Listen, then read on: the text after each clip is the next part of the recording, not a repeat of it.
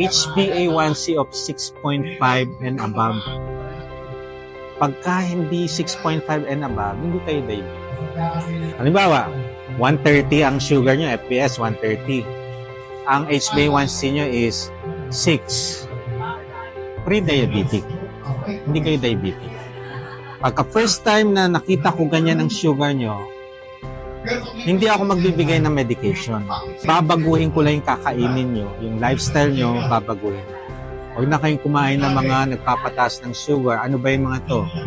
Mga sugar, processed food. O, eto pa. Dok, hindi naman na ako kumakain. Hindi na ako nagtitinta ng sugar. Hindi na ako nag-aano ng creamer. Bakit tumataas pa rin ang sugar ko? Kumakain mo ba kayo ng starchy vegetable? Ano ba yung mga starchy vegetable? Potato, sweet kamote.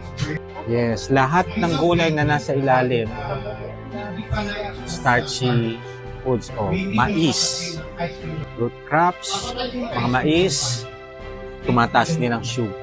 Tatanggalin nyo yun if you are diabetic. Pero kung hindi naman mataas ang sugar nyo, kosher food is pwedeng kainin, pero mga 2 or 3 times a week, not every day.